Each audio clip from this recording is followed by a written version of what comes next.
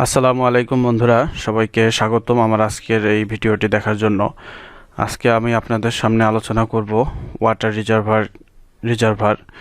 তো আসুন বন্ধুরা, আমরা সরাসরি ওয়াটার রিজার্ভারের প্ল্যান তৈরি করতেছি। তো আমরা লাইন নিলাম, এল ইন্টার 15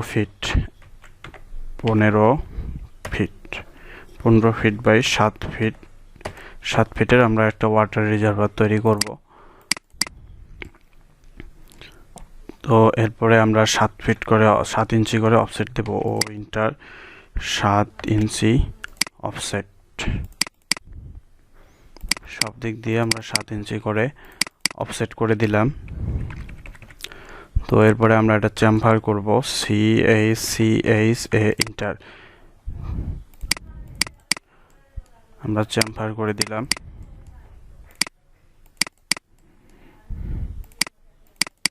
তো বন্ধুরা, আমরা চেম্বার করার পরে আমরা এই লাইনগুলো একটু জ্যাম করে দেব। তো সেক্ষেত্রে আমার মাপটা হচ্ছে 6 ইঞ্চি বাই 6 ইঞ্চি। তো আমরা ইন্টার 6 ইঞ্চি ইন্টার এল ইন্টার করে জাস্ট লাগাই দিলাম, TR double inter delete.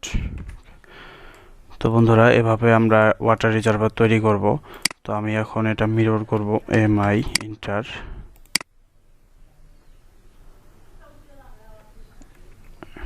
Mirror করব, আমি মিরর হয়ে গেল।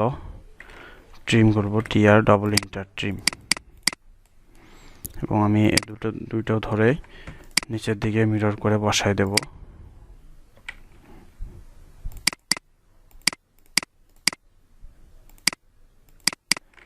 TR ডাবল ইন্টার ট্রিম করে আমি কেটে দিলাম। তো বন্ধুরা, এটা একটা ওয়াটার রিজার্ভার যেহেতু তৈরি করতেছি, তো সেক্ষেত্রে আমার ম্যানহোল লাগবে। ম্যানহোলের জন্য আমার এখানে এল ইন্টার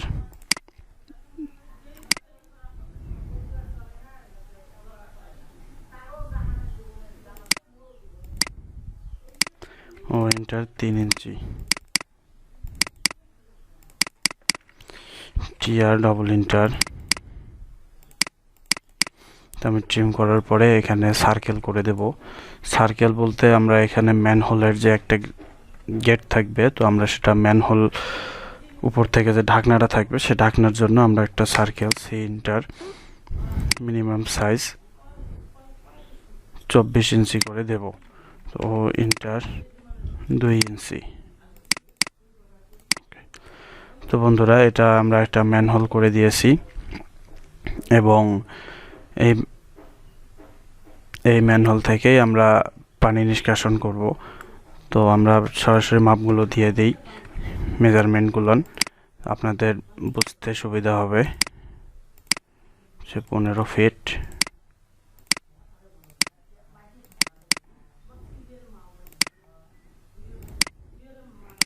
4 ফিট 10 ইঞ্চি,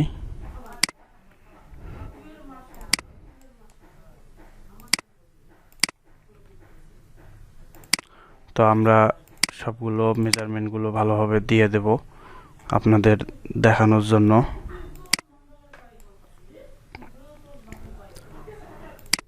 আমরা ডায়া দিয়ে দেব।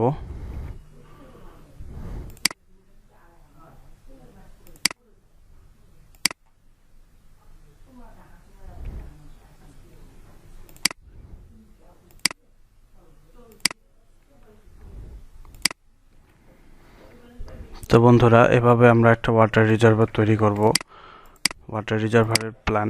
তো আমি এখানে টেক্সট করে লিখে দিচ্ছি।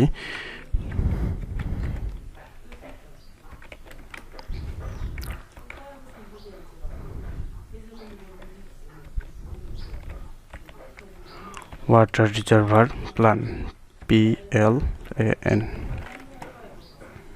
ওকে।